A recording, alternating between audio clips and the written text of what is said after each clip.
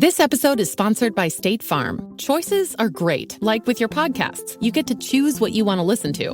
And State Farm believes insurance should work the same way. That's why the State Farm Personal Price Plan helps you get the coverage you want at an affordable price and a policy that helps cover what you value most. Like a good neighbor, State Farm is there. Call or go to statefarm.com today to create your State Farm Personal Price Plan. Prices vary by state. Options selected by customer. Availability and eligibility may vary.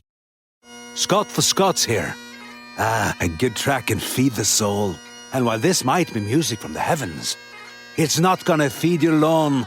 If your yard needs some life, then you need Scott's Turf Builder. You just put it down once now, then again this summer to thicken your lawn and get it growing strong. Ooh, that's some lush lawn vibes right there. Get a bag of Scott's Turf Builder today. It's guaranteed or your money back. Feed your lawn. Feed it. The Purple Mafia with your host, Paladino Joey. Well, we'll see. The doctors would disagree, but what do they know? So let's just say that you'll pay me because it's in your interest to pay me. Is it worth it? I mean, you've won. Do you want to wipe everybody out? I don't feel I have to wipe everybody out, Tom. Just my enemy. That's all.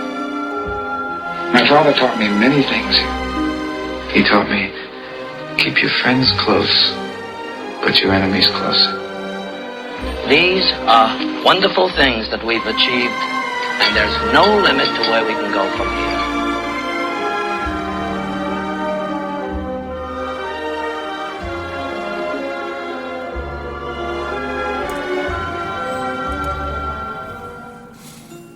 Welcome to the family here on Purple Mafia.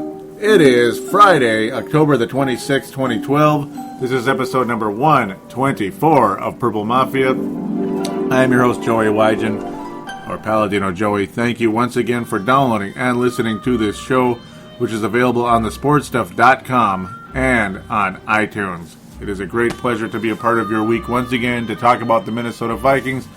And as always, I thank Dylan Richardson, executive producer of thesportstuff.com, for making this all possible. Of course, he has been a member of this show a couple times. Probably will be again very soon. That's a little nudge to you out there, Dylan Richardson. When it's time to talk Minnesota Vikings and Chicago Bears, hopefully, well, let's just say the Minnesota Vikings are going to need a little bit of success when the Vikings and Bears do meet up, and the Packers. They're going to need it. They are absolutely going to need it because Thursday night, folks. Thursday night was a game that all of us saw as a victory. Everybody saw this one as a win, 6-2. Oh, we're 6-2, baby. People on Twitter. I remember I was actually on Twitter earlier in the morning because it was raining out, couldn't go out and do some of my lawn work that I was supposed to do. My second job, doing lawn work, not in my yard, other people's yards. And, people were saying, well, we're 6-2 going, and we're going to head to Seattle with a 6-2 record. I'm like, yeah, it'll be nice to be 6-2. It would be nice to be 6-2 and move on to bigger and better things, hopefully. Then the real schedule starts 2 games later. We got Seattle, Detroit coming up here. But the 6-2 Vikings, yeah, hey, halfway point. Hey, man, we do it again, we're 12-4, but yeah, it'd be a little bit tougher to be 6-2 in the next stretch of games here, but no, the Minnesota, as the title of this episode is, and I've had multiple suggestions on what it should be, but I stuck with this all night. I was thinking about this the whole time when I was watching the game. I actually watched it on my Android phone, being a Verizon wireless customer. Yeah, Verizon, come on now, let's get that sponsorship started. Come on. I've been a customer of yours for like 13 years. Thank you very much. Since you were AirTouch. But because, I was actually at work, being a Thursday night, but I had full access to the game, so don't worry, I'm not pretending I watched the game. I watched the whole damn thing, unfortunately.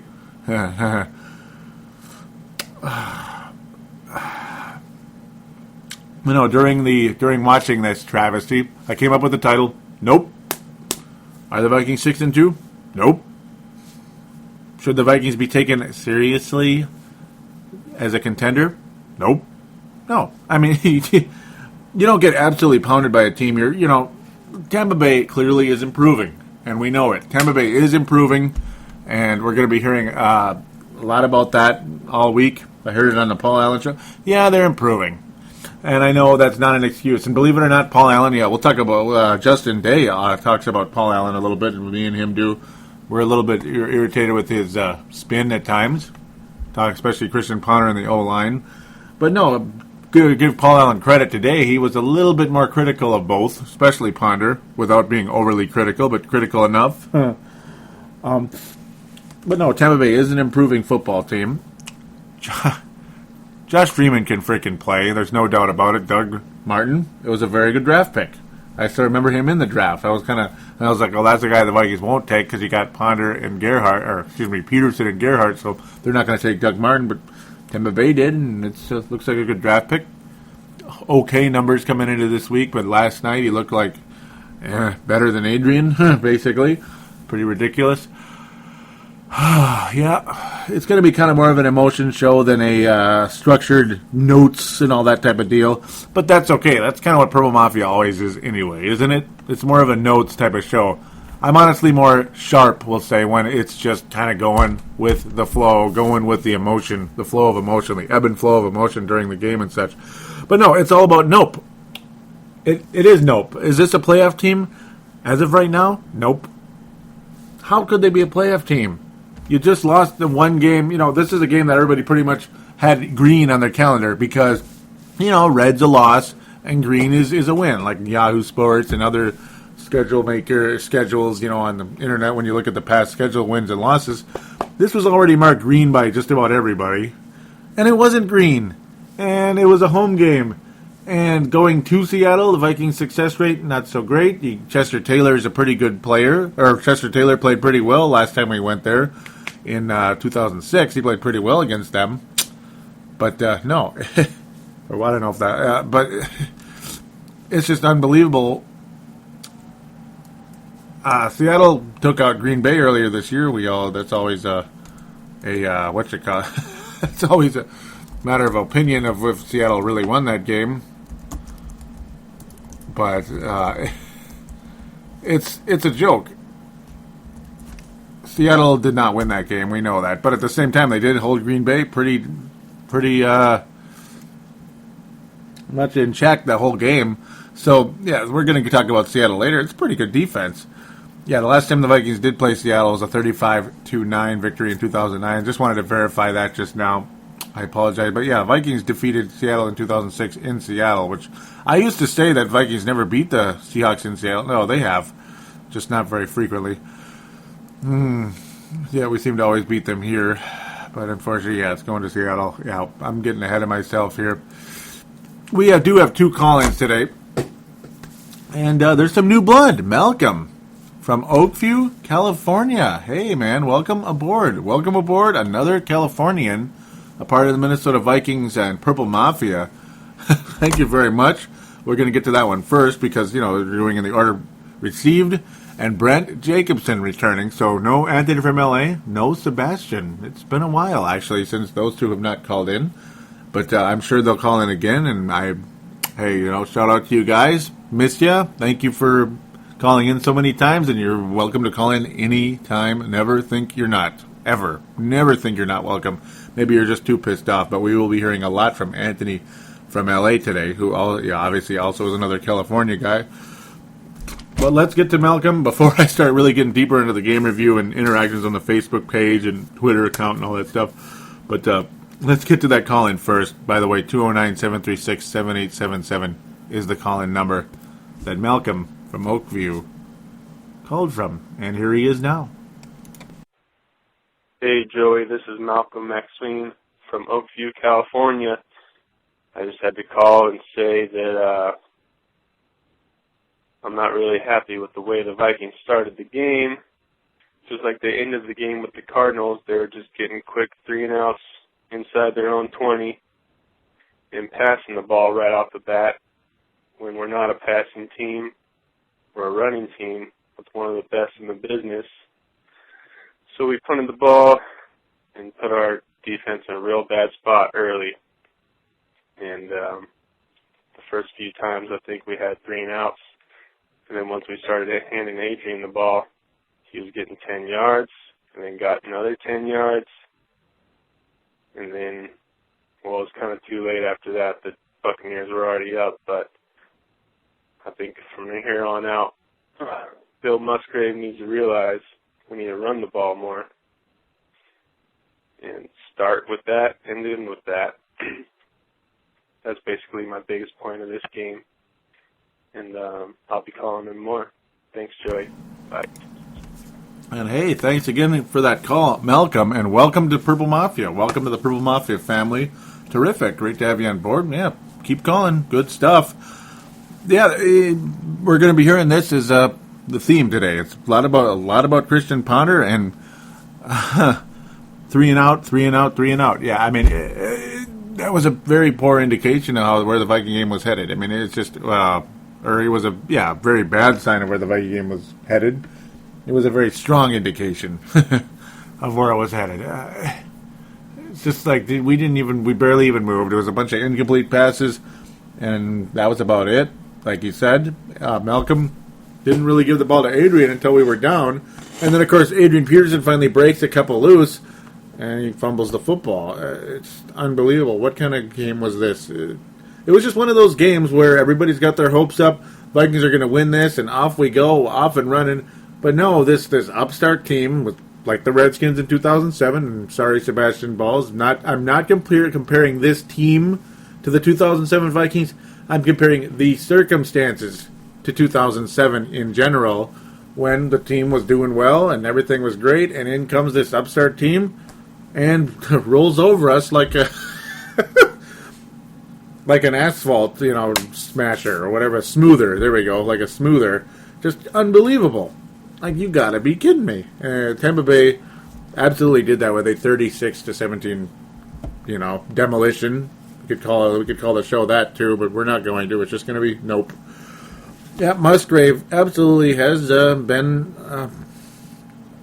He's been a lightning rod figure for this team all season. He was definitely a lightning rod last year as well. But it just seems like. Well, I mean, the offensive coordinator is always going to be the least popular guy and the starting quarterback. It's just one of those classic things. A lot of people like Joe Webb. I don't know. Webb can play a little bit, but yeah, I'm not even going to think about Joe Webb right now. We're pretty much stuck with Ponder for the time being. Webb doesn't really impress me as a quarterback anyway. He impresses me more as an athlete than a quarterback. Yeah, Adrian Peterson was very impressive, but that doggone fumble, what the hell? I mean, this game in general, and I'm going to get to it sooner as I get deeper into the game review, but I'm going to say this briefly. It's like, what did I talk about going into the show last week? I was dead on with the Arizona one. Dead on. This one, it's just, it's like you say, like I believe I said on the Facebook page, my goodness, it's really tough to predict. The NFL is so day-to-day, it's unbelievable. They had one of the weakest pass rushes, at least on paper. I mean, only 8 sacks coming into the season did Tampa Bay, and they were basically on Ponder the entire game, constantly. Is it the O-line's fault? Oh, I'm sure it's part of it. A bad snap as well helped that out. It's just an absolute joke. Their run defense was it 3rd or 4th in the league, was Tampa Bay's? Or was it 5th? Something like that. It was very strong, though, if I remember right. 5th, I think, something like that. I can't remember exactly. Doesn't matter anymore. But Adrian looked pretty good against them, honestly. I mean, there were a couple of 2 yards and cloud of dust type plays, but overall looked very good. But unfortunately, the doggone fumble got in the way. Yeah, I mean, we were not using our strengths, basically, is what Malcolm said there. And I agree. I agree, Malcolm. Very, very good call. You're always welcome aboard. Thank you very, very much. So now we move on to Brent Jacobson. Yes, this message is for Joey and Purple Mafia. One question after yesterday's game. So one person is this.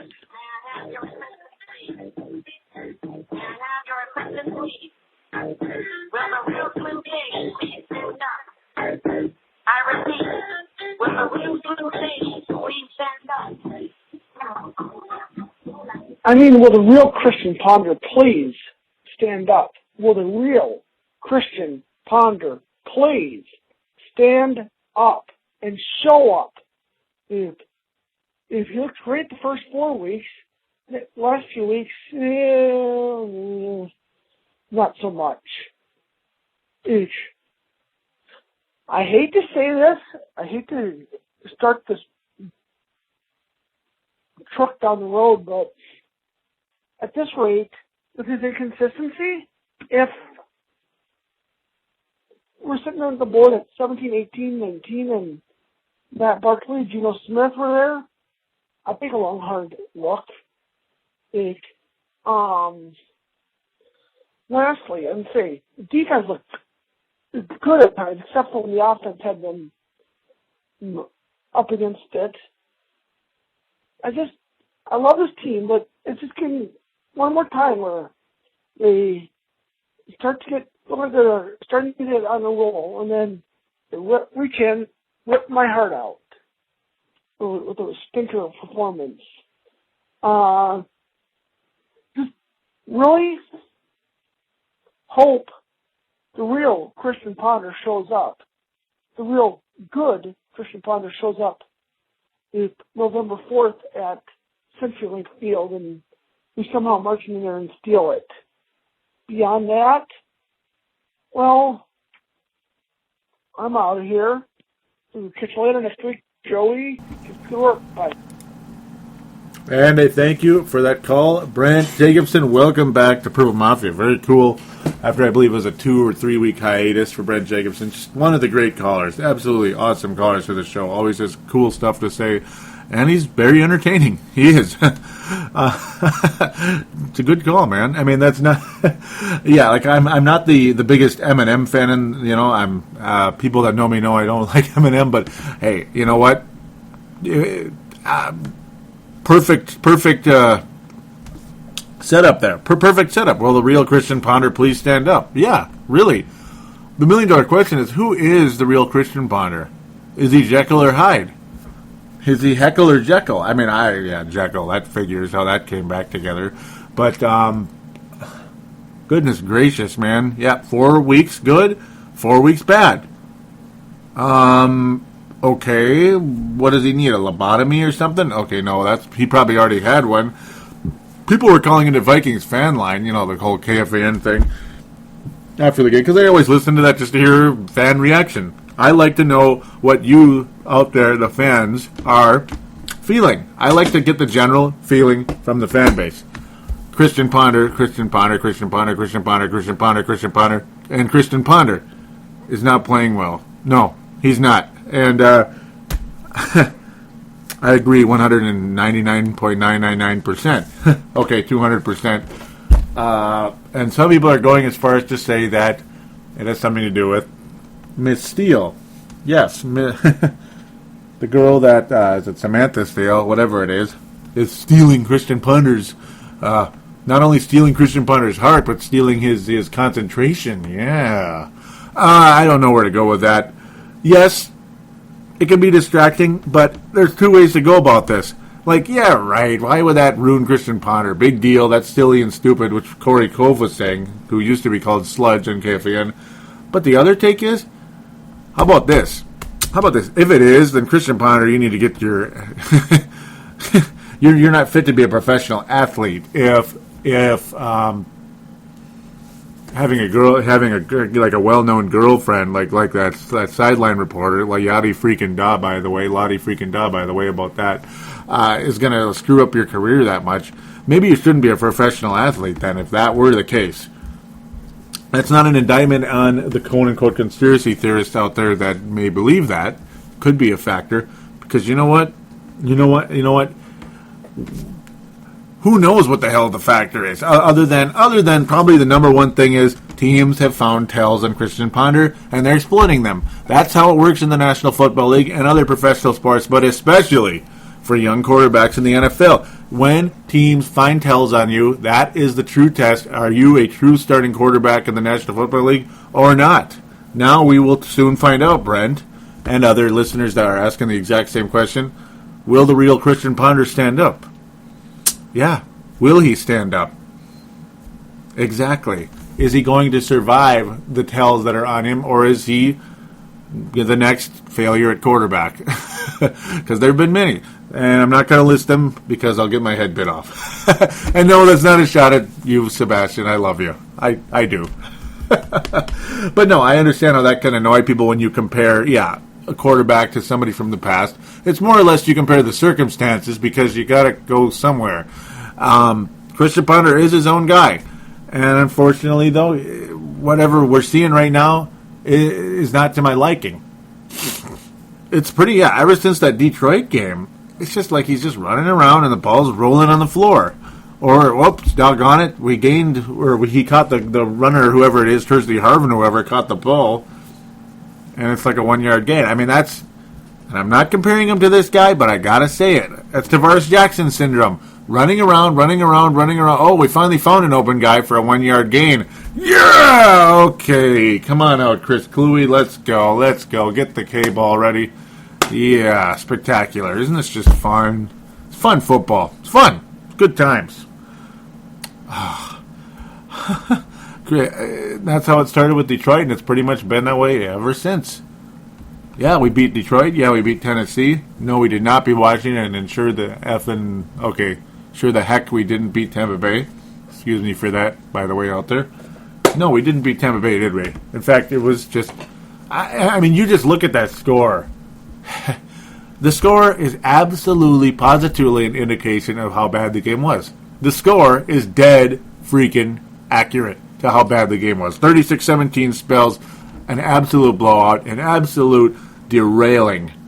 And it was what it was. 100%. Brent continues with, he would take Barkley if we could, if he were available. Yeah, Matt Barkley, that is. If Christian Ponder continues to play like this, sure. Hey, you can only tolerate so much bullcrap. Christian Ponder, in a lot of people's minds, was a reach at 12. Yes. Can a guy obviously emerge? Oh, of course. Can a guy emerge? 20 and 12, it's kind of like, hey, funny, 2012, there you go. Okay, anyhow. It's not that much of a difference. I mean, you're still a first-round pick. You're still expecting the guy to be a starter. I mean, you take a quarterback in the first round of the draft, you probably are taking him to be a starting quarterback, right? So either way, we want a starting quarterback here. Christian Ponder has the tools to be a starting quarterback. He is extremely intelligent, but the results are the name of the game. The name of the game, ladies and gentlemen, are results. And the results don't look good right now. They did the first 4 weeks, but now the second 4 weeks, second of four, the second quarter of the season, not looking good. Now it's the halftime show. Will Christian Ponder come out of the halftime tunnel or come out of the locker room ready to roll as the second half begins? Yeah. In the words of, many people out there, he better. And Brent touches on something that's absolutely something I touched on as well. Again, not a comparison to previous teams. It is just a identical circumstance out there for those of you that may not like comparisons. The team always seems to rip your heart out when you get your hopes up with a letdown performance. Absolutely, man. How many times has it happened? Hundreds. I mean, I remember Tampa Bay came in the Dome many years ago. Vikings were looking really good, ready to rock and roll, and Tampa Bay just bleeped up our season. It was a long time ago. I don't know if it was back in the 90s. I don't know if it was 94, 95. Again, not comparing the team, just comparing, showing similar situations, similar circumstances that seem to plague this team and others out there. But from my point of view, it seems to plague this team more than any other team out there. Yeah, hoping for a win in Seattle. Well, we all are. And you know what kind of sucks about all this? You know what really sucks? In a lot of ways, this almost negates the San Francisco win. Almost. I don't want to piss a ton of people off and say that, the San Francisco win doesn't mean anything anymore. It still means something, but this kind of takes away from it. It's like a kind of a payback. We were not supposed to defeat San Francisco, and we kicked their butts unbelievably. I mean, other people saw that as it was a payback for losing to Indianapolis. But maybe this actually is the ultimate payback, having Tampa Bay come in and stomp the living crap out of us in our house. Yeah. Well, thank you again for the call-ins, guys. Very terrific. Lots to feed off of there. Thank you again. On to the Facebook page, facebook.com/Purple Mafia Show. There's also twitter.com/Purple Mafia Show. But you might as well just call it @Purple Mafia Show for that one. Please do go to the Facebook page and click like. That's all you got to do. It will absolutely be appreciated. We've got comments from, and now again, like I was not available because, I was at work watching the game. I was watching the game from work, but being it was on my phone, and by the way, crystal clear, I could see everything I needed to. Crystal, beautiful, beautiful view. It made me focus probably better on the phone than on the TV because you're less distracted. The TV, phone, you are really looking closely. But, I was not on Facebook or Twitter until like halfway through the fourth quarter when I was at home and ready to go. Obviously listened to it very intently on the way home. A short trip home, so not a huge problem there. Not much to miss at that point either, other than the really nice pass by Freeman.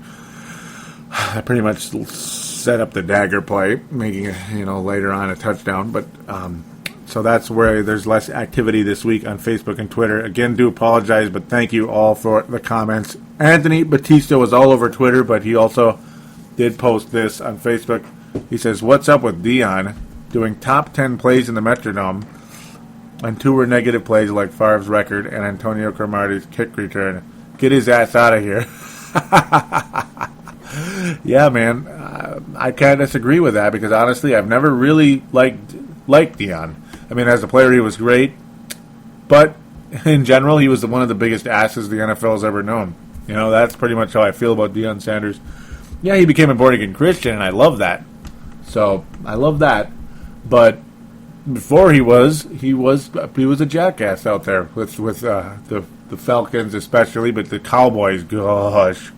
And, of course, the 49ers, I liked him there just because I liked the 49ers, especially back then. That was a nice team. Of course, I always cheer for the Vikings over the Niners, but they were kind of like what the Patriots are to me now. Just a classy, awesome football team that was a lot easier to cheer for than the Dallas Cowboys or Pittsburgh Steelers type teams. Or Giants or stupid Redskins. We lost to the Redskins and Bucs this year. Those are the two teams that always seem to derail the Vikings when they're having a good season, aren't they? And it showed up again, Washington and Tampa Bay. Isn't that just amazing how those two annoying-ass teams always seem to pop up? I don't think that's a coincidence, folks. I really don't. Mark Carlson saying "Skol" to all my Purple Mafia friends tonight from Mark in Iowa. Yes, sir. Thank you for that, Mark Carlson. Yep, he's busy. He's busy working this week, so he wasn't as active. So totally respect that. Kind of like a work trip, you could say. So totally respect that, and great posts always from Mark Carlson. Always nice clicking likes and all that stuff. Very cool. Sebastian Ball saying, "There we go, Ponder. As soon as I get home from work, we do something useful. Good thing I was working. Things would have been broken if I saw the beginning." Yeah, because he was pissed off, and I don't blame you. I won't blame you, Sebastian, who is definitely a lot less active this week. It's like he kind of took a break. Maybe I'm sure he's tired and busy and all that stuff. And it's a weird schedule having games on Thursdays. It's like it seemed like everybody's kind of Viking schedule was thrown off this week, big time. It was really messed up.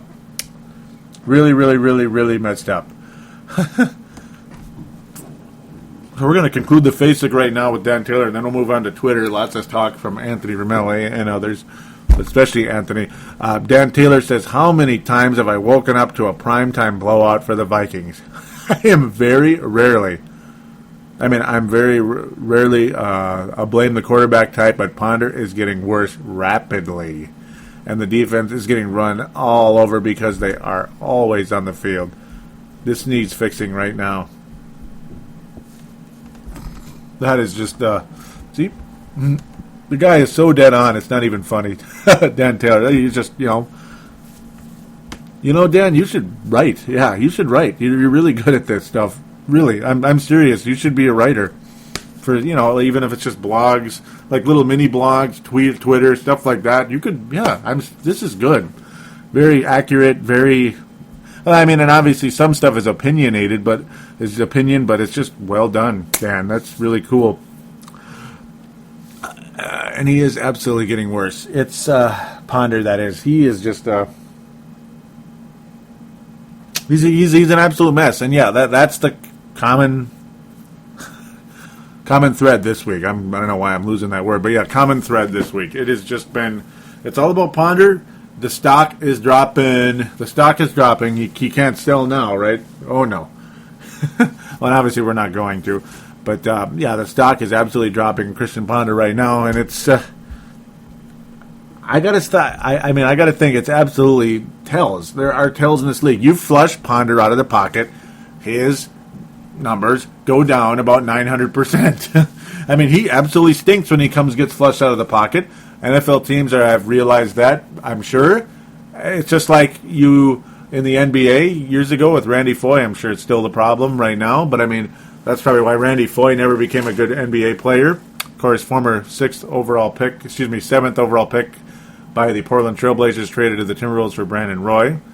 And within a year, there was a tell on Randy Foye. Get him to go left. He's virtually useless at that point if you get him to go left. That's a pretty big side of the basketball court. I mean, it's like half of your game if you're a freaking point guard, Randy Foye. You need to fix that. If there's a tell that all you need to do is make a guy go left and he's virtually useless, you're screwed. Unless you make major adjustments to your game, Randy Foye. Christian Ponder. There's a tell on Christian Ponder. Flush him out of the pocket and he's virtually useless. So it's time to change that, Christian. And the offensive line needs to do a better job so he's not flushed out of the pocket. Because it seems like that's the biggest problem with him right now. I don't think there's any doubt, actually. Yeah, it needs fixing, all right, Dan. Oh, yes. We need a wide receiver. We need probably another. I would say another guard, maybe. Yeah, right guard. Yes, right guard, not left guard. Left guard is Johnson. I think he's doing all right. Charles Johnson. I would say a right guard. I think that position is a little The center's okay. The right tackle is okay for the time being. The left tackle, well, if he is a bust, ouch. He's good and he's not good all the time, but it's his rookie year. So that's, of course, Matt Khalil. So we'll go from there. Remember, do go to the Facebook page, facebook.com/Purple Mafia Show, and click like, and feel free to comment as much as you can. There's one other section. Mark Carlson has something to say. There it is. This was, I was saying, I can just feel how absolutely pissed off everyone is, and I'm 100% with you. So many letdown, potential season derailing type of games like this whenever hope starts to creep into our Purple Hearts. And yes, we're wounded veteran fans. Not wounded veterans, but wounded veteran fans. Well, there's multiple reasons to call us Purple Hearts. Not only because it's Vikings and they're purple, but we're wounded. Yeah. Mark Carlson, who I know is a Purple Heart when it comes to the Vikings. He says, it's not easy being a Viking fan. I know what our team is capable of. Just don't understand why we can't produce. Why do we throw the ball on first down? Let's go grind it out on the ground. Peterson, Harvin, Gerhardt, Ponder could hand the ball off without a fumble. It would be nice, wouldn't it? I hope. I hope, he says. However, none of that really matters. Not even if we're 3 and out, if our defense can't hold on and make some truly punishing plays to upset the opposing team's offense. Yeah, I mean, some weeks they did.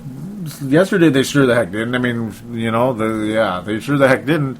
They didn't look good against Washington either. Arizona's offense is so inferior that the Vikings defense looked better than maybe it was. And in a lot of ways, this Viking team, yeah, they're not as good as the San Francisco game, and I'm sure as heck they're not as bad as last night.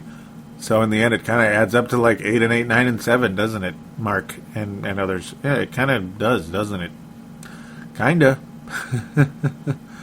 It's pretty disgusting. Yes, there were other parts where I was saying I was apologizing that I wasn't active, and I was saying that I'm going to call the title of the episode "Nope," and yeah, that I Don't need any suggestions this week. I already came up with a title. Anthony from LA says, or non-existent offense. I had to love that. That's why I LOL'd there for him. Anthony continues. He says, just pathetic tonight. Ponder is regressing every week. I can't put it on the play calling because our receivers can't get open. They all suck, especially Simpson. You can't run deep streaks and stay 2 feet from the sideline. Ponder needs to throw and lead him. So it's like a combination of things there. Yeah, combination of things. It's unbelievable. It's all just, yeah. I was saying how it's like the Bucs only had 8 sacks. I was responding to Anthony. You can look at it on your own. But I was just saying they only had 8 sacks coming into the game, and yet they look like the steel curtain against us, and it works every time. Anthony continues with our run D sucks now. No gap control. And there's a pick by Ponder. He was actually saying that as it was happening. No, we can only get the ball to Harvin behind the line of scrimmage. That should be able to stop by next week in Seattle. I think we will lose that game also. Yeah. That definitely sums it up in a nutshell, Anthony. No doubt about it. Doug Martin looked like Terrell Davis, guys. He really did. It's unbelievable. Our offense is terrible. Outside of the big run by Adrian Peterson, he broke loose and all that good stuff. We'll get to that later when you look at the numbers and all that, but an absolute travesty. Boy, there is other stuff on here, isn't there? Shoot. Yes, there is. Justin Day. Wow, this is busy. Oh, I remember I said, so where is everybody? Did I scare everyone away? Yeah, there was a lot of back and forth in there. I'm going to let you guys read that, just for the sake of kind of moving on, because that was kind of midweek. I was wondering if I scared people away. Yeah, I was just curious. Did I scare everyone away? What's going on, man? But overall, no. It was just busy because we're waiting up for the Thursday game. Gotta like that. Yeah, so Justin Day was saying. So Sebastian, Justin, and all them back and forth. Yeah, Anthony Batista even jumps in. There's a lot of conversation there. So if you're curious, check it out. I'll just kind of let that go. Oh, I'll read the part where Justin talks about Paul Allen, but other than that, we'll move on. Yep, Justin Day saying he cannot wait to listen to Sid Hartman Jr., a.k.a. Paul Allen, and try to spin the pile of crap tomorrow. Best O-line in the division. Yeah, I hated when BA said that. 6-2 and 7-3 by bye week. We will split with Green Bay and Chicago. Yeah. Where was it? Green Bay and Chicago. No, Paul, we will not. I am still and always will be a fan of this team, but I am not a homer. I keep it real, and this team is still not that good. There you go, Justin Day. Ponder has nobody outside of Percy, and he has no time. Again, not saying the Ponder is above criticism, but hard to judge him when the line plays that bad. It's unbelievable, isn't it? Yep, it really is. Oh, boy. It really is unbelievable.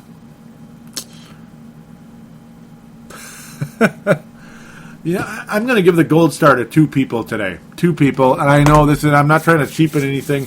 It's just they both were so active and so like all over the place, so strong this week.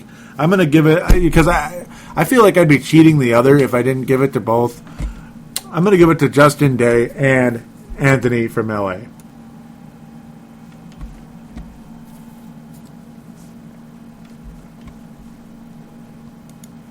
Yep, Justin Day and Anthony from LA, gold stars. A tied gold star for both of you. I mean, I know it's lame to give it a tie, but I think I've done it before, and I'm not trying to be lame. You guys were, I didn't want to cheat either. I didn't want to cheat one of you two out of it, so you both get the gold star. Congratulations on just fantastic stuff. Dan Taylor's take is so good, too. I mean, it's like he could, yeah, I mean, it's just, that was awesome. But, can't give it to the same people back-to-back weeks unless just has, absolutely no doubt about it. Good thoughts, though, Justin Day, all week. And Anthony Ramelli, we're going to continue with Twitter. So that's another reason why he got a gold star. Also want to welcome Jules Posterino, I keep saying his name wrong. Jules Posterino from Australia. He is a listener of Timberwolves Explosion, which is obviously a show that's doing really well right now. And I cover that team. I'm the host of Timberwolves Explosion with Marcus, the forecaster, Jules Costarino, sliding over to Purple Mafia, joining the family over here. Hopefully he likes the Vikings as well. Maybe he will, maybe not. It's up to him. It's always up to whoever. I'm sure he will, though. So welcome aboard, Jules. So just had to get that out there. So on to Twitter we go. That's right, on to Twitter we go. Another Australian, Jeff, on Twitter says he will listen tonight. He's an Australian who only just got into the NFL, so we'll see how it goes. Hopefully he enjoys it. He says he's downloading now. He said he was downloading now. This was a few days ago. So he was listening to the last week's episode. Matt Emer out of the UK says, I really like Connor, so I want him to succeed, but I'm an impatient man. How could I disagree with that? I'm impatient too. It's been very, very frustrating. Very, very frustrating. Emer responding to an old conversation the previous week, but yeah, this was only just yesterday that he made that comment, so you got it like that. Or 2 days ago, Carla and I were talking about back and forth about how it actually snowed a little bit yesterday. That was pretty crazy. It sure was. Dallas Deitzenbach, hopefully I'm saying your name right. That sounds very German. Nothing wrong with that, of course. A friend of Miss Carla's and mine, apparently, on Twitter, says perfect weather for purple fleece pants tonight. And yes, it was nice and cool outside. Oh, there was a funny bit with Henry Lake saying, Henry Lake of KFAN says, it's a quote from Sonia Carlson saying, if you can't teach me, don't criticize me. I was just kind of like, sounds about right. And Justin in Rochester says, so does that mean we can't criticize sports teams since we can't teach them?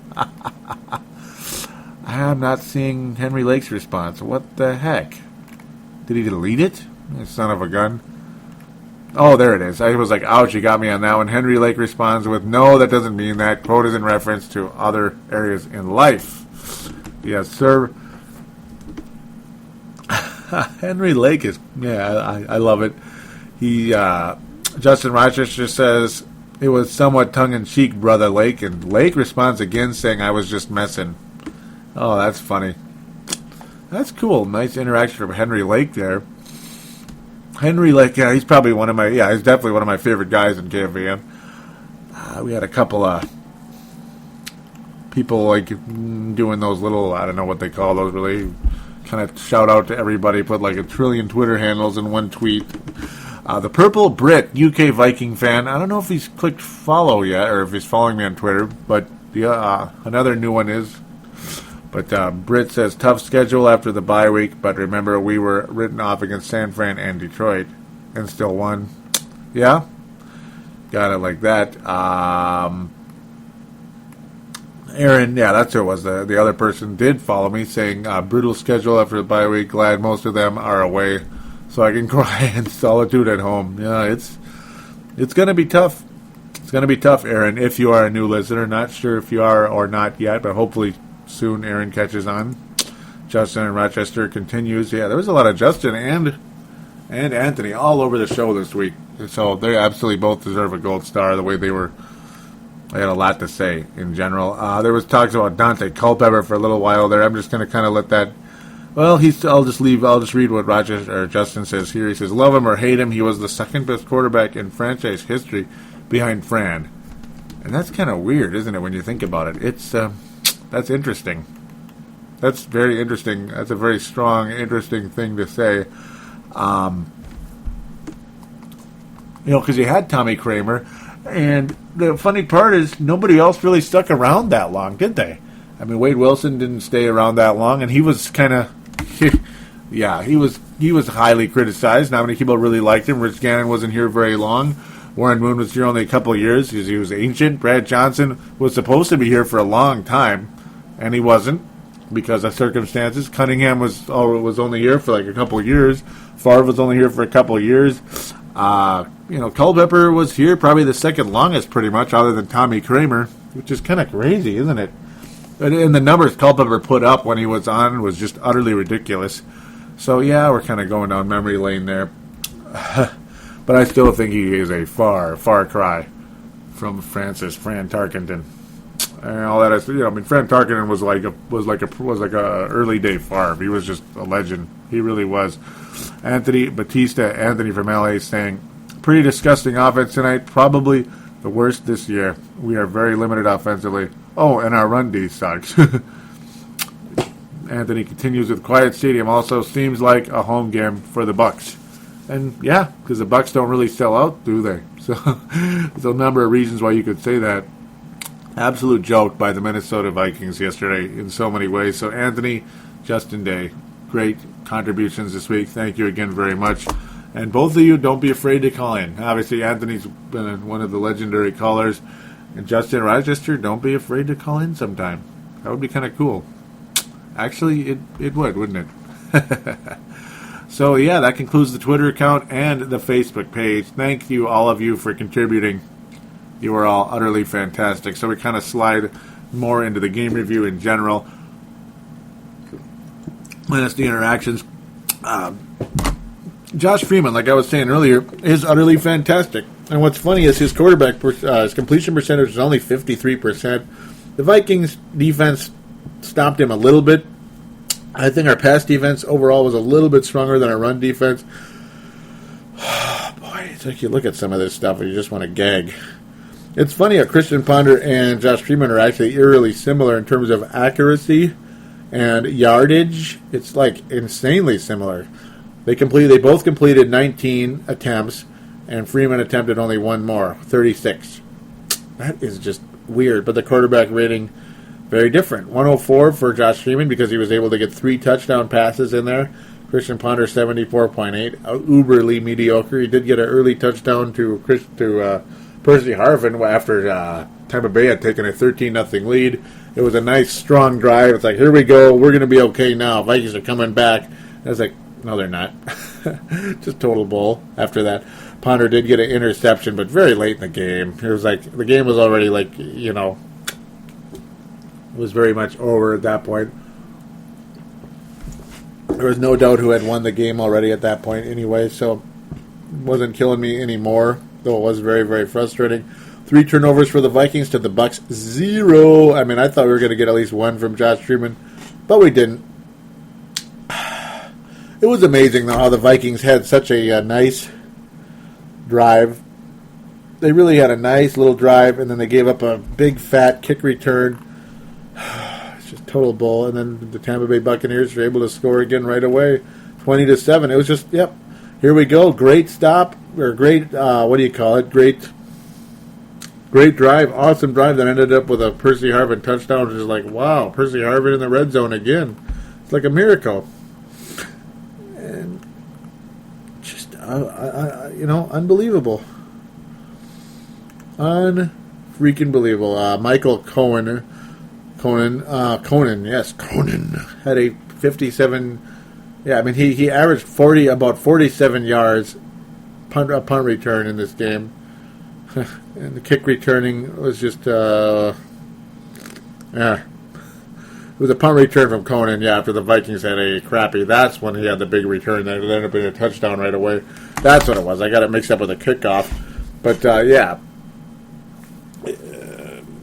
Couple of long kicks that ended up leading to a touchdown, one of them. Another one was an immediate field goal, like just instant, horrible. The kick coverage really took a dump yesterday for the Minnesota Vikings. It was an absolute mess in so many ways. Blair Walsh made both of his field goals, by the way. A 51-yarder was one of them, so he just continues to be a dominant kicker, one of the best in football. The other key, Connor Barth. Now, special teams destroyed. The Tampa Bay Buccaneers special teams utterly obliterated the Minnesota Vikings yesterday in a million ways. Unbelievable. The only kick return Percy Harvin that was even returnable in the entire game was a 43-yarder, and it was absolutely awesome. If I remember right, the Vikings got nothing out of it, just another worthless 3-and-out, so it's like, gee, thanks. Thank you so much. Classic Vikings offense yesterday. But yeah, he was only able to attempt one kick return because the son of a gun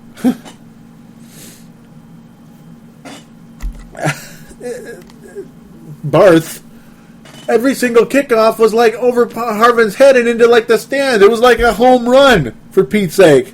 It was like a home run. Every single kickoff was out of the end zone, out of the back of the end zone. It was this guy's had like the strongest leg I've ever seen, pretty much. Percy Harvin couldn't even be a factor because of that. There's nothing you can do about it. So there are so many reasons the Vikings lost this game. I mean, Josh Freeman was unbelievable. The receivers were catching the ball with Tampa Bay, unlike ours. Jerome Simpson, he's okay. Jerome Simpson is okay. He's an option. He's not a great receiver. He's just an option. Jenkins actually had a fairly big game, but Harvin was dominant again in so many ways. Kyle Rudolph couldn't seem to get open. And it just continues to miff me, though. John Carlson, yeah.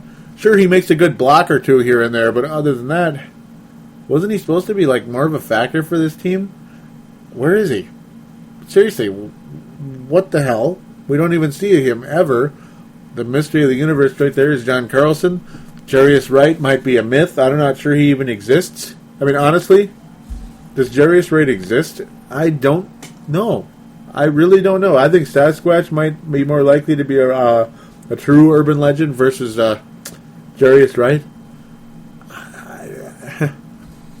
I'm a little bit miffed. By the way, there were ideas brought up on KFAN about possible receivers the Vikings should go after, like Dwayne Bowe. Steve Smith was one of them, and Sidney Rice. Everybody shot down the Sidney Rice idea, like, don't even waste your time. He's just an injury-prone pile of crap who'll never be anything in this league. Yeah, I agree. Dwayne Bowe might be too expensive, not really worth the headache. Try to spend him like $1 trillion on the guy. Not only draft picks to try to get him, but then you got to spend a ton of money on him, and he's kind of a complainer. But then there's Steve Smith at age 33. Who's kind of a much kind of like what Jarius Wright wishes he was, where he's short like Percy Harvin, but he's not a slot receiver. He's an actual receiver. Harvin's more of an elite slot receiver, like the best in football. But then you got a guy like Steve Smith at age 30, but 33 is the key right there, who could be a number one wide receiver for this football team for a couple of years, if you don't have to give up too much to get him. So that's a possibility brought up by the duo of Paul Allen, Paul Charchian. Who knows? Interesting thought, though. Just thought I'd throw that out there since they did. I don't mean to coattail what they say. It's just might as well bring it up since it's an interesting idea. Yeah, wide receivers. Oh, that was the other thing. Yeah, Jarius Wright and Devin Aromashadu. What the hell? Why is Devin Aromashadu not a factor in this offense? I think he's a good football player, and they're not. Not only they're not throwing the ball to him, and he was basically not even on the field yesterday. Is there some type of like rift between him and Leslie Frazier? Who knows? I don't know what the heck to think there. Adrian was obviously pretty good. Jerome Simpson fumbled after making a catch. He let go of the ball, and Tampa Bay recovered it. And Adrian Peterson let go of the ball, and Tampa Bay recovered it. That was a lot of fun, wasn't it? That was impressive, wasn't it? No. So, yeah, those turnovers obviously killed us as well. In both cases, the Vikings were driving, and they turned the ball over, and Tampa Bay capitalized on all of them. One of them was a field goal. One was a touchdown. 10 points off turnovers. The Pondover interception was pretty much when the game was like, at that point, just running the clock out. But, yeah, turnovers did give up 10 points. It wasn't the ultimate difference in the game, but it sure the heck derailed things when, you could argue that it was a lot more than a 10-point deal because maybe the Vikings would have gotten a field goal or a touchdown. Maybe it was more like a 20-point difference. Then we're talking right there because then the Vikings would have won 17-16. Ooh, okay, I'm just kidding. I'm just making up a number, but yeah, maybe it would have been something different, like 24-23 or something. Anyhow, it's just one of those type of games where nothing seemed to go right, and I mean nothing. This was an absolute devastation. I mean, there was only one time during this football game that I really, truly believe the Vikings were in the game. Honestly, and that was when Christian Ponder completed a strong, kick-ass drive to Percy Harvin, a 19-yard touchdown pass. That was beautiful. And that was a strong indication that Vikings are in this football game. But a mere 5 minutes later, it was 20-7. And it's just like... That, I believe, was actually after one of the fumbles. Yes, and it was. I still remember. Yep, that was the Adrian Peterson one, where we're all just like staring at the screen like, I can't believe this. He broke loose on a nice little gain, and he lost the ball. And it's 20-7. 20-7. Unbelievable. Next thing you know, it was 30-10 halfway through the third quarter, and it's just like, yeah, this game is totally over. The next thing you know, Adrian Peterson, after a Tampa Bay field goal, by the way, making it 30-10, explodes for a 64-yard dash and a touchdown. But unfortunately, earlier in the game, Martin did the same thing. It just was one of those type of games. The guy just, he owned the Vikings. He really did. Martin broke loose for like a 64-yard gain. That ended up leading to a touchdown. Oh, no, he did get the touchdown. Doug Martin, only like 6 minutes before, was another 64-yard touchdown. I still remember that's what made it 27-10. It was 20-10 at one point, at the end of the half, of course. But then immediately, Doug Martin just runs right through the Vikings defense, and it's 27-10. So it's like, yeah, at the time we were thinking, yeah, it's 2010. That's a crappy score, but the Vikings are still within striking distance. And bada bing, bada boom, there goes Doug Martin. It was just, that was what kind of game this was, man. That's what kind of game this was. But it was funny how Adrian Peterson, about 6 minutes later, responded with the exact same type of situation. But it was all for naught. The fourth quarter was just, Tampa Bay forced us into 3 and outs. And they got a touchdown along the way as well. After a beautiful pass by Josh Freeman to Mike Williams. That's who it was. Mike Williams. That thing. It was a 34-yard gain. It's just the thing just sailed in the air with the greatest of ease. It was absolutely beautiful. It was actually kind of similar to Christian Ponder's little beauty to Jerome Simpson against Detroit a few weeks ago. He sailed it in the air. Perfect play, him to Jerome Ponder to Simpson. This one was like a better version of it because it was a little bit longer, and the spiral was unbelievably perfect by Josh Freeman. It was beautiful. That was the dagger, as the Green Bay Packers play-by-play host would say. There is your dagger. And there it was. And that was all she wrote, ladies and gentlemen. A few stats before we wrap up and head to start talking about Seattle. But first, of course, we'll do there is no. Hey, there is no NFC North Roundup. Uh-oh. Maybe I should have waited to do the show until Sunday. Nah, we're going to put that off for the week. I'll do like a brief roundup as to say who they're playing. We'll just do that, We'll just do that. Tampa Bay, this is the stat I had to get to before we walked away. Tampa Bay came into the game with only 8 sacks on the year and walked out with about 33% more than they came in with. 3 sacks in the football game, one by Michael Bennett, one by Mason Foster, and one by Daniel Nasim. Unbelievable. 3 sacks more, so now they have 11 on the year. Great. Minnesota got 1 sack, and it took Jared Allen having a big gash in his nose to do it. Got all pissed off, all worked up, ready to kick somebody's ass, got a sack, and, that was the end of the pass rush for the night, for the most part. Maybe a couple of hurries here and there, but 1 sack. 1 bleeping sack, folks. 1. Yeah, thank you so very much. So, we're going to now very, very, very briefly do the NFC North, not roundup, but preview, I guess. Detroit hosts the Seattle Seahawks, so we'll get another indication of how Seattle is against the Detroit Lions. That should be semi-interesting. Chicago Bears against the Carolina Panthers. Ouch. Bears will definitely win that one at home. I wouldn't be surprised to see Detroit win against Seattle either. We're just going to have to wait and see how that goes. Green Bay hosts Jacksonville. Well, all right then. I guess the whole division's going to gain a game on us this week. Oh, God. Oh, that's great. Yeah, that's enough of the NFC North preview. I'm done with it right there. Looks like they're all going to win, pretty much. Detroit might not, maybe not, because Seattle's got a solid, very strong defense, and we're going to talk about that very shortly. In fact, right after the break.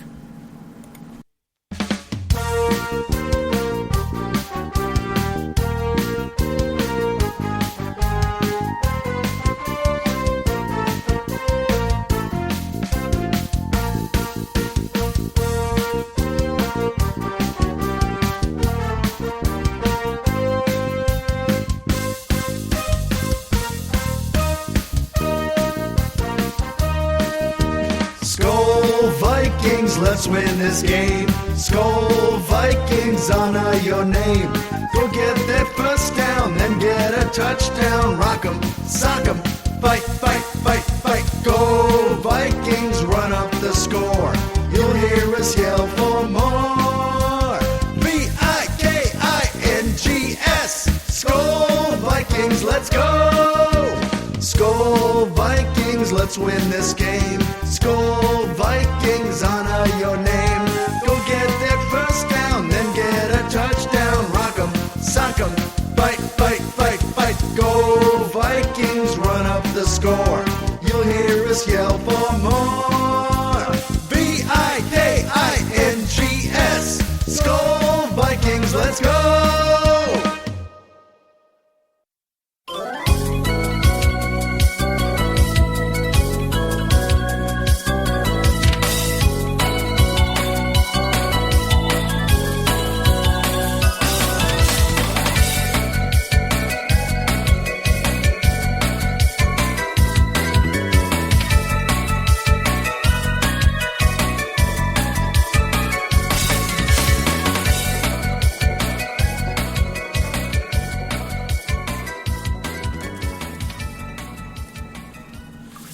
And we are back here on Purple Mafia, episode number 124, which is a reminder for all iPod users.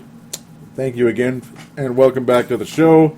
Again, those of you out there that are Android users that are maybe new to this show, I've brought this up on previous shows here, about 5 shows.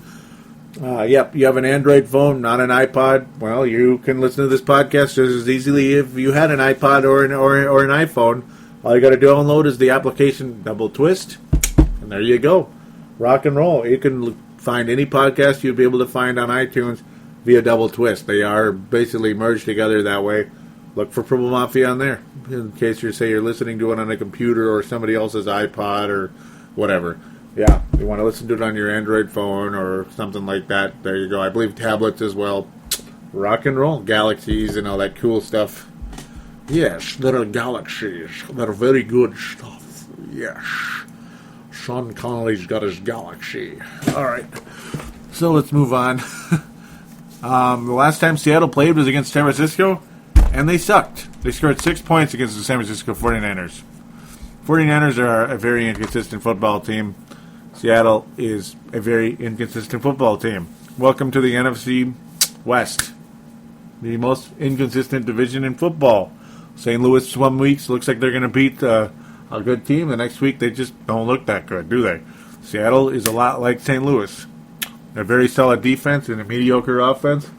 Minnesota Vikings will have to take on a team like that this week. They are kind of similar to Arizona, actually, but their defense is better than Arizona's.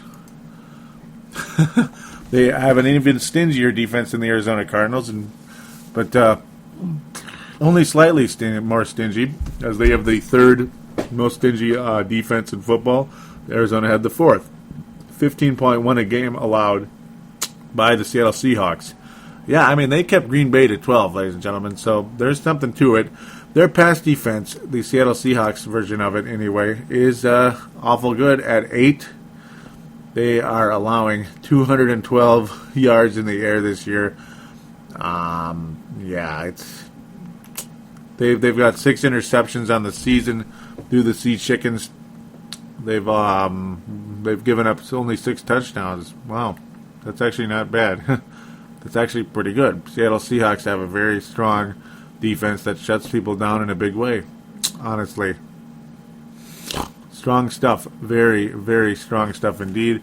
So now we switch over to the run defense by the Seattle Seahawks. And that is 5th in the league. That's right, 5th in the league, allowing only 85 yards on the ground and only 2 touchdowns on the ground. Yikes. That's pretty good. Only 2 touchdowns allowed by the Seattle Seahawks this season. Not bad. There's only a couple teams better than that, and that's the Bears and the Texans. The Bears have only allowed 1 touchdown, and the Houston Texans have allowed zip on the ground. Yeah, there's a reason why they're good. The Seahawks are actually an okay football team. The San Francisco game did a whole lot of nothing. San Francisco's got a good defense. So it was one of those uber black and blue games, or red and blue if you want to say the 49ers. Marshawn Lynch, though, is an okay player. Wilson did a whole lot of nothing in the football game. But Marshawn Lynch, I think, is the top threat offensively for the Seattle Seahawks. There's no doubt about that. He's got almost 700 yards on the year already, but only 2 touchdowns. But he's averaging 93.1 yards a game. And the way the Vikings run defense looked against Tampa Bay and has looked earlier, also looked against Howling of Arizona and weeks before that as well. They looked awfully bad against Griffin, but then again, a lot of people are looking bad against Griffin, RG3. But I digress. The Vikings' run defense has gotten really bad, and I think Marshawn Lynch is going to do very well against the Vikings, unfortunately. I think they're going to do a lot of running, the Seattle Seahawks, because Russell Wilson's not that good, nor is anybody else in Seattle right now. Matt Flynn hasn't really proven himself in any way at this point. Russell Wilson's only averaging 178 yards a game, 176 yards a game, that is. Quarterback rating under 80. He's only a rookie, also 8 touchdowns, 7 interceptions. Wouldn't be surprised to see Russell Wilson turn the ball over at least once in this game. He's actually fumbled the ball twice on the year as well. So the possibility does exist for the Vikings to get a turnover or 2 in this football game. Marshawn Lynch is also, he has fumbled but not lost one during this game. He is kind of average in that category, not really bad, not really good. Seattle's passing game does not scare me, but I think their running game is okay. Honestly, they have some solid. It's pretty much about Marshawn Lynch, and of course Seattle's very, very stingy defense, and the fact that they're at home. It's just I don't have a really good feeling going into this game. The way the Vikings win this football game basically is they come out mad. Honestly, they come out mad and just play really good. It really hinges on the defense in this game. If the Vikings win the football game, it'll be because of their defense. It's as they say, defense wins the game, right? Well, in the coming 10 days from now or so, it will be because of the Vikings defense. And we're going to see a little bit of test drive between Seattle and Detroit this Sunday as well. Seattle really, over the course of the season, is not really impressing anybody. They are 4-3 though, amazingly. So they've won some football games. Of course, they do have Green Bay on their victim list, you could say. But they did score 27 points against Dallas in Week 2 and 24 against the New England Patriots. Well, how about that? They beat the Patriots. Isn't that crazy? Makes the Patriots look awful bad, huh? But Seattle, they're okay. 4-3 record. Very stingy defense. They've done a pretty good job. New England scored a season high against Seattle. The most Seattle's given up all year is 23 points. Do I think this Vikings offense is going to score 23 points? In 10 days from now. The next Sunday we'll call it. I don't know if I keep calling it Sunday. It's next Sunday. Do I think that's going to happen? Do you think No, I don't think so. I don't think there's any reason to believe that at all. Unfortunately, gosh, it's going to be November 4th already, and that's going to be one of those late games. Oh, goody, 4:05. Not too confident going into the football game there, but at least it gives the Vikings 10 days to prepare for the Seattle team, and they're going to be watching the Detroit game this Sunday. It'll be nice. Detroit-Seattle. It'll be nice to see the Vikings come in and have an awesome effort against Seattle.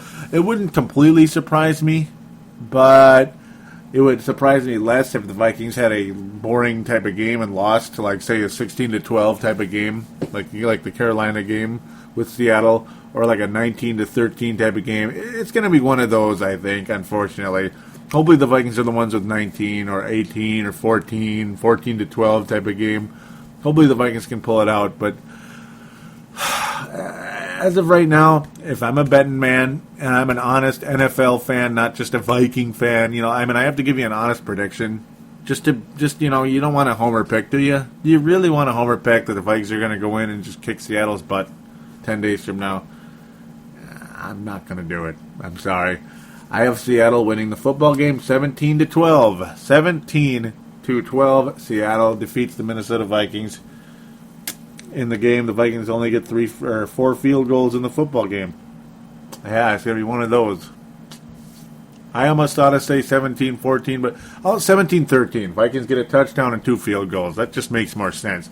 17-13, Seattle wins against the Vikings. 2 touchdowns and a field goal by the Seattle Sea Chickens. Marshawn Lynch gets a touchdown.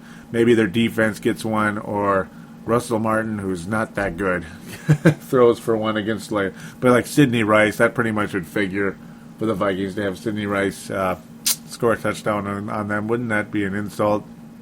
Yuck. In fact, this is Sidney Rice's first game against the Vikings since, Vikings played Seattle that year in the Metrodome and killed them. It was just one of those snooze fest games where the Vikings won 35-9 or something like that. It was the utter destruction of a very weak Seattle team at the time. But unfortunately, I think the Seahawks win 17-13 in the city of coffee, the cappuccino capital, whatever you want to call it, the city of Starbucks.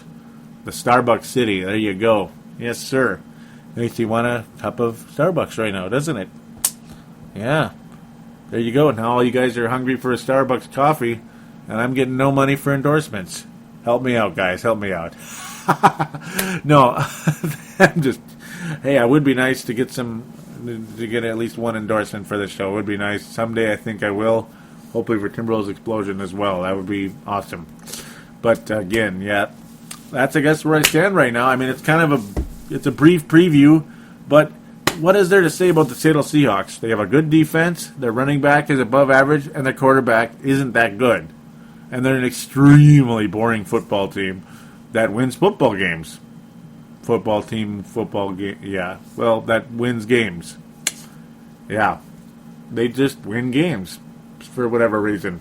Because they're above average, I guess, at times, except against Green Bay when they weren't that good, but who cares, I guess. Tough crap to the Packers, right?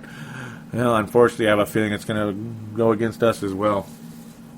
Unfortunately.